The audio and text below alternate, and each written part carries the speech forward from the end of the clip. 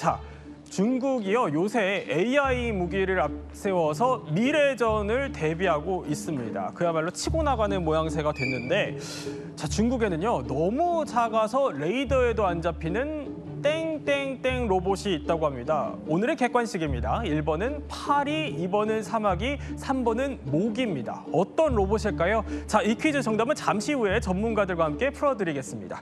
지식충전 지금 시작합니다.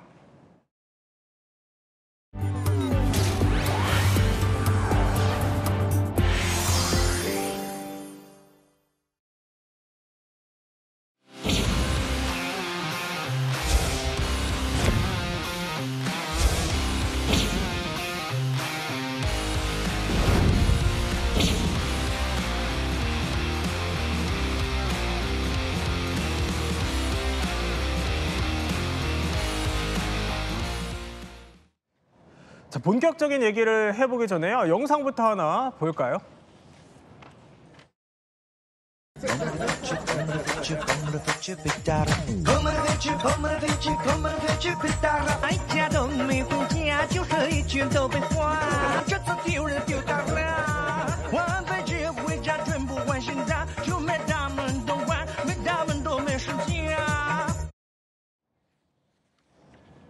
아니 뭐 누군가를 굉장히 놀리는 영상 같아요. 저게 뭡니까? 네, 중국 유튜버가 만든 영상인데요. 네. 노래는 인도의 국민가요라고 합니다. 그걸 패러디한 내용인데요. 현재 저 내용은 현재 중국이 우리가 파키스탄에 젠10 그 전투기를 수출을 했고요. 네. 인도에는 라팔의 전투기가 프랑스 라팔제 전투기가 있습니다. 그런 상태에서 현재 지금 중국제 젠10 그 전투기가 예. 인도가 보유하고 있는 프랑스의 라팔 전투기를 격추시켰다. 이것을 현재 지금 저렇게 얘기를 하고 있는 겁니다.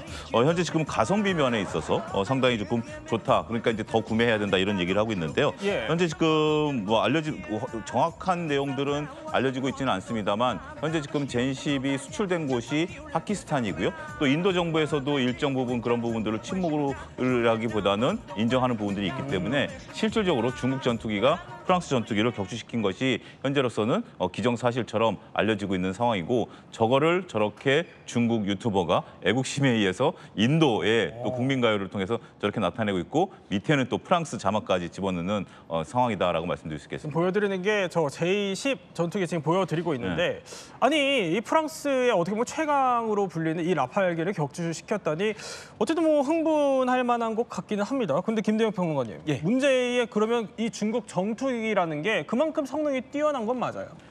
사실은 이제 실제로 젠10C를 본 적이 있거든요. 그러니까 비행이나 이런 걸 본 적이 있는데 사실은 F-16 전투기하고 거의 비슷합니다. 근데 라팔은 이제 F-16보다는 좀 더 큰 전투기인데 예. 뭐 자동차에 비하자면 준중형 그런 자동차라고 할 수 있는데 네. 사실은 J-10C가 노리는 거는 F-16급의 시장이었는데 이번에 이 파키스탄이 인도 공군의 라팔 전투기를 격추하면서 상황이 많이 달라졌죠. 실제로 어떤 일이 있었냐? 네. 프랑스 다쏘사가 이 라팔 전투기를 만듭니다. 그리고 이제 중국 같은 경우에는 젠10C를 만드는 거는 중국 항공공업집단 청두라는 곳을 만드는데 예. 주가도 희비가 엇갈렸어요. 다쏘사는 주가가 떨어지고 이 중국 항공공업집단 청두 같은 경우에 주가가 올랐습니다. 네. 그래서 이 젠10C 같은 경우에 4.5세대 이제 다목적 전투기로 만들어졌는데 최대한 7톤 정도의 무장을 이제 탑재하는 걸로 알려져 있습니다. 근데 이번에 이제 뭐 공중전은 여러 가지 변수가 있는데 젠10C가 좀 우위를 점했던 게 뭐냐면 일단 조종사의 기량이라던가 무장 측면에서 네. 라팔을 조종하는 인도 공군 조종사보다는 좀 한 수 위의 실력을 보여줬다라고 좀 볼 수 있고요. 그래서 지금 요번 결과로 인해서 현재는 파키스탄만 젠10C를 운용하고 있는데 향후에 다른 국가들도 지금 좀 관심이 있다는 얘기가 나오고 있습니다.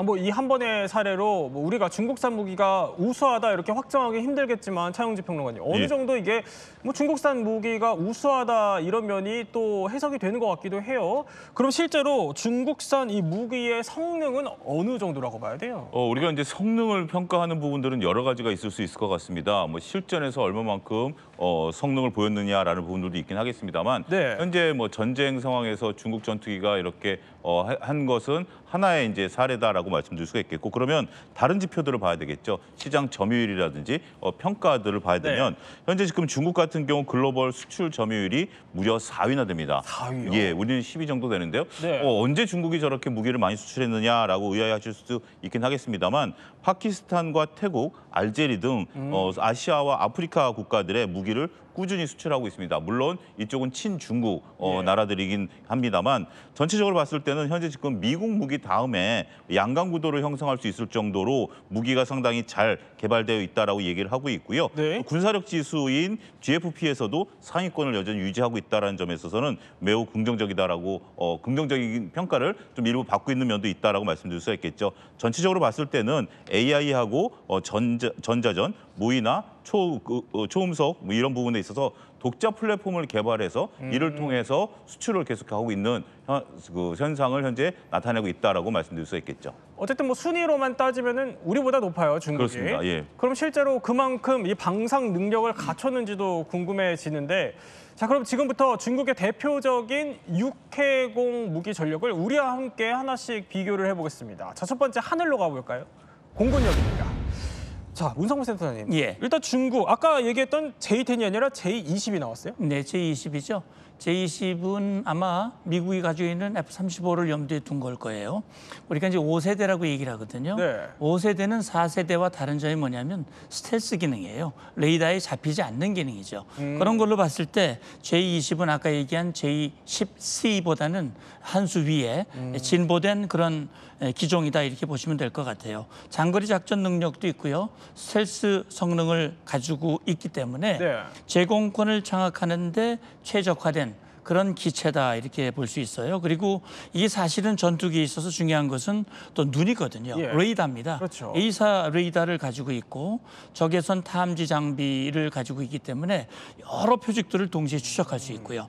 그다음에 PL-15 아까 지금 J10C라고 얘기를 했는데 거기서 인도가 보유하고 있는 라팔 전투기를 격추시킨 것도 PL-15라고 하는 네. 공대공 미사일, 장거리 공대공 미사일 때문이다. 이것을 장착을 해서 먼저 탐지하고 먼저 타격할 수 있는 그런 전투기를 개발한 것이 바로 J20이다. 이렇게 보시면 될 것 같아요. 아니, 그 중국에 그럼 이 J20이 있다면 네. 우리로서의 최강 공군력으로 앞세울 수 있는 게 제 머릿속에 떠오르는 거는 KF-21이거든요. 그렇죠. 보라매. 네. 우리 대한민국이 자랑하는 보라매입니다. 전 세계가 주목하고 있죠. J20보다는 아마 KF-21을 더 주목하고 있을 겁니다. 물론 K-21은 4.5세대입니다. 네. 스텔스 기능을 일부 도입하고 있고요. 실지 그 눈, 다시 말해 에이서 레이더는 뭐 당연히 가지고 있고요. 예. 정밀 유도 무기 이런 것으로 어떻게 보면 우리 동북아 지역에서 북한이라든지 주변 지역에서 가장 최적화된 그런 기종으로 보시면 될 것 같아요.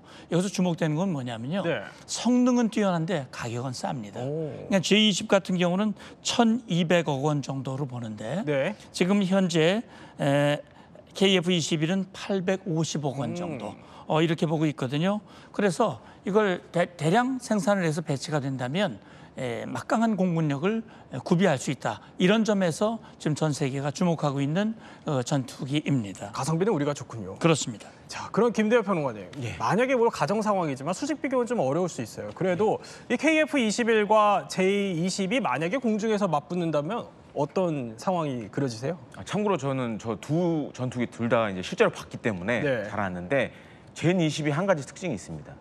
전 세계 스텔스 전투기 가운데 가장 큽니다. 그래요? 근데 앞에 이제 영상에는 막 고기동하는 장면을 보였잖아요. 네. 근데 실제로 보면 그런 기동을 못 해요. 어. 그러니까 너무 기체가 크다 보니까 그런 걸 네. 하게 되면 이제 잘못될 수도 있는 거죠. 그래서 지금 이제 한 4대 지금 젠20이 이렇게 나오고 있는데 크긴 크네요. 엄청 큽니다. 그래서 저도 보고 깜짝 놀랐는데 예. 반면에 이제 우리 KF-21은 어떻게 보면 적절한 균형을 맞춘 그런 설계를 했어요. 그리고 KF-21을 만들 때 주변국 전투기들의 그런 장단점을 다 비교해서 집어넣습니다. 그럼 만약에 우리 KF-21이 젠20하고 실제로 근접 공중전을 붙는다. 네.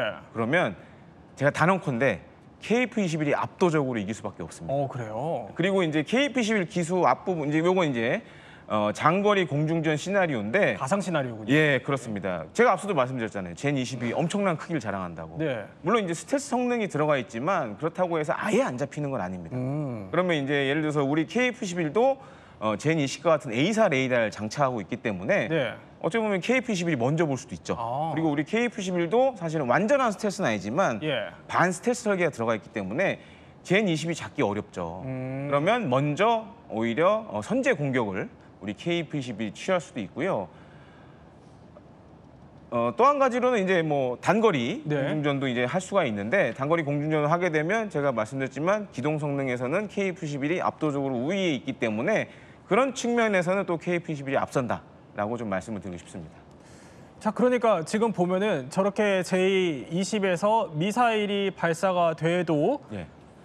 지금 저렇게 J-20이 나오고 거기에 맞붙어서 KF-21이 뜨는데 자, 여기서 미사일이 저렇게 발사가 돼도 KF-21이 충분한 기동으로 저걸 회피할 수 있다. 이런 그리고 거군요. 이제 또 한 가지가 통합 전자전 장비라고 그래서 네. 국산 전자전 장비가 들어갑니다. 그래서 젠 20이 쏜 미사일을 교란시키거나 회피할 수 있는 거죠. 교란시키거나 회피할 예. 수 있다. 자, 그러면 두 번째로 살펴볼 전력입니다. 전장에 어떻게 보면 흐름을 바꾸는 전력 자산인 미사일입니다. 자, 이 미사일 일단 중국의 둥펑이라는 게 떴는데 이게 어떤 무기입니까? 둥펑인데 이제 한자로 쓰면 동풍입니다. 이제 중국 발음은 이제 둥펑 미사일인데요. 네. 이제 이것은 미사일이 하나가 아니라 여러 계열입니다. 단거리 미사일서부터 대륙간 탄도 미사일까지 여러 종류의 미사일을 현재 지금 둥펑 미사일이다라고 칭한다라고 좀 말씀드릴 수 있겠죠. 여기에 이제 어떤 그 탄두를 넣느냐에 따라서 사용이 가능한데요. 여러 가지 시리즈가 있습니다. 이런 부분들은 단거리, 중거리, 장거리용으로 나누어 있다. 이렇게 설명이 가능할 것 같습니다. 자, 그러면 중국에 둥펑이 있다면 우리한테는 자랑스러운 현무 시리즈가 있잖아요. 우성무 센터장님. 그러니까 이제 중국은 둥펑이라고 하는 이름으로 시리즈 계열이 나눠진다면 우리는 현무 시리즈거든요. 현무 1, 2, 3, 4, 5, 지금 6까지 나오고 있는데 지금 저게 5죠. 여기 이제 5입니다. 그러니까 현무 굉장히 우수한 무기입니다. 우리 탄도미사일 기술은 전 세계 어디다 내놔도 뒤떨어지지 않는다고 봅니다. 그러니까 현무3 같은 경우는 순항미사일이에요. 네. 나머지는 탄도미사일인데 지금 국제사회가 주목하고 있는 우리 현무3 중에 현무4가 있거든요. 예. 이게 800km 사거리입니다. 한반도 어디든 타격을 할 수가 있습니다. 그래서 동북아에서 굉장히 중요한 전략 자산이고요. 지금 방금 화면에서 보셨던 지금 현무5 같은 경우는 이 탄두 무게가 8톤인데요. 네. 최근에 GBU-57 이란을 타격했던 벙커버스터가 나오는데 그것보다 타격 능력이 더 강하다라고 하는 것이 현무5라고 얘기를 해요. 근데 저게 말이죠. 사거리가 300km인데 네. 한두 무게를 줄이면요. 저게 5,000km까지도 날아갈 수가 있어요. 그러니까 중국 본토도 타격이 가능한 거거든요. 그렇군요. 그리고 우리 우리 미사일은요. GPS 유도 시스템을 통해서 정밀 타격이 가능해요. 그렇기 때문에 사실은 둥펑하고 우리 현무하고 비교했을 때 네. 과연 어느 미사일이 더 강력하냐라고 하는 것을 비교해 봤을 때 사실 서로 용도와 목표가 다르거든요. 그래서 지리적 범위나 핵 억지력 면에서는 둥펑이 좀 앞선다고 봐야 돼요. ICBM이 있으니까. 그러나 정밀 타격이나 국지 대응에서는 우리 국산 미사일, 현무 미사일이 앞선다. 이렇게 네. 평가하실 수 있겠습니다. 자, 그러면 마지막으로 살펴볼 전력은 바다 위로 한번 가볼까요? 그러니까 바다 위의 요새로 불리는 해상 전력입니다. 자, 055형 구축함이 뜨는데 아니 이거 중국이 자랑하는 해상 전력이라는데 어떤 함정입니까? 예, 이것이 이제 만재 배수량이 12,000톤급입니다. 네. 굉장히 이제 큰 배다라고 말씀드릴 수 있겠는데, 이것은 이제 공세적으로 만든 배입니다. 이제 우리가 이제 무기라고 한다라면 공세적인 게 있고 방어적인 부분들이 있습니다. 우리나라는 이제 대부분 이제 방어적 무기 체계를 갖고 있는데요. 이제 055형 구축함 같은 경우는 예. 우리가 이제 태평양이라든지 동북아 지역에 있어서 중국이 해상 전력 전력이라든지 국가 안보들을 위해서 공세적으로 만들었다라는 부분들을 말씀드릴 수 있겠습니다. 그러면 반대로 우리나라가 이제 세종대왕함을 또 떠올리시는 분들이 있을 겁니다. 세종대왕함 같은 경우 앞서 055가 12,000톤급이다라고 했는데 10,000톤급이고요. 우리는 이제 방어적인 부분들에 있어서의 특화된 부분들이다라고 좀 말씀드릴 수가 있겠습니다. 따라서 전체적으로 이제 공격형이 아무래도 좀 우수하지 않겠는가라고 보는 부분들도 있긴 하겠습니다만 네. 무기라는 것이 목표와 이유가 있어서 만드는 부분들이기 때문에 바로 비교는 현실적으로 조금 쉽지 않을 수도 있다 이렇게 말씀드릴 수 있겠습니다. 자, 어쨌든 뭐 중국이 이렇게 수직 비교는 좀 어렵지만 뭐 확실히 양적인 면에 있어서는 좀 우세하다 이렇게 보이는 것 같습니다. 그런데 중국이요, 최근에 심혈을 기울이는 방산 분야가 따로 있습니다. 바로 미래 전장에 대비한 AI 기반 미래 무기들입니다. 최근에 중국이요, 박람회를 통해서 이런 걸 공개했어요. AI 드론, 뭐 로봇 병기, 차세대 무기들을 대거 공개하고 있는데, 자, 하나씩 한번 살펴보겠습니다.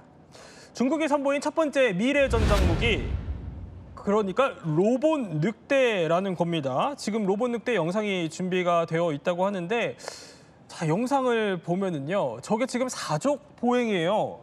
저렇게 네 발로 이렇게 성큼성큼 걷는 장면들 곧 이제 영상에서 저렇게 보이는데, 아니 저게 움직임이 일단 개나 뭐 그 늑대와 같다고 해서 늑대 로봇으로 불려요? 그렇습니다. 일단 뭐 통칭을 저렇게 하는 거죠. 우리가 이제 아무래도 이제 공격적인 거니까 개보다는 늑대가 조금 이제 공격적인 의미를 충분히 준다라고 좀 말씀드릴 수 있겠습니다. 이게 이제 중국에서 개발한 전술 보조 로봇이다라고 얘기를 할 수 있는데요. 예. 이제 이것이 AI 기반으로 현재 만들어져 있습니다. 그 때문에 이제 보행이 충분히 가능한 부분들이다라고 말씀드릴 수 있겠고, 저게 이제 동시에 탄약이나 총기, 보급품을 이제 운반하면서 사람들과 같이 싸울 수도 있고 혼자 독자적인 행동을 할 수 있습니다.